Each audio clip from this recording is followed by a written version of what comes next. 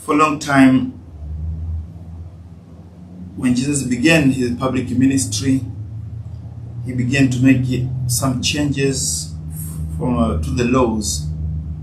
From all the laws, he makes kind of transformation of the laws and make them better. By doing this, Jesus was accused of demolishing the old law, abolishing the old laws, to which Jesus denied that I did not come to abolish the old laws, but to complete them, or to make them perfect, to suit the life of people. Because the end of each law should be to give the betterment to humanity. There were many laws which were oppressive before the time of Jesus, and they were helpless to many people. They were a burden to people. Jesus decided to make changes to make them easy and useful. For example, the law of Sabbath, which we are talking about today, in which Jesus was accused.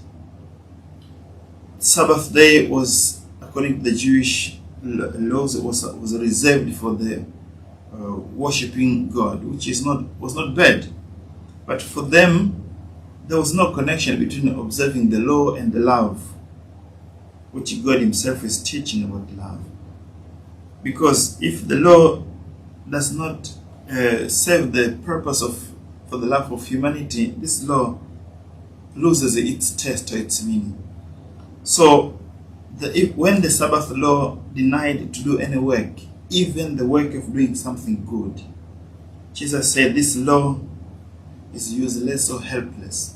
So, in today's gospel, Jesus broke the law intentionally to teach them that what is important is when a human being is happy, when a human being is saved. You cannot say that we love God if we do not love one another.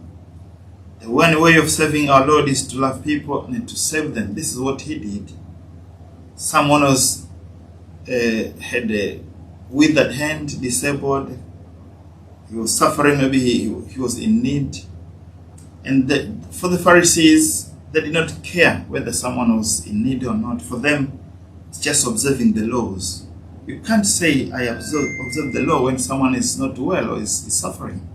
So Jesus decided to do the healing on Sabbath intentionally, to show that Sabbath is not limited. It's not for torturing people. It's to make the people's hearts to suit the call to be the followers of Christ.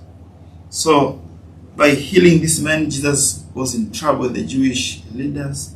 But what he wanted to say was, don't mind too much about the laws. If they don't serve the purpose, they are useless or they're meaningless. So, my dear brothers and sisters, in one way or another, we do the same thing.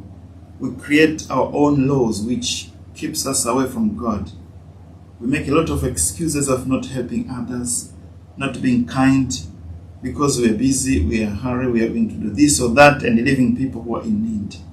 So today our Lord is teaching us that the laws which are existing should always aim at saving people, or the end of each law should be the happiness of people. And even our own laws which we create as an excuse of loving people, they are to be touched by the power of God, to be transformed.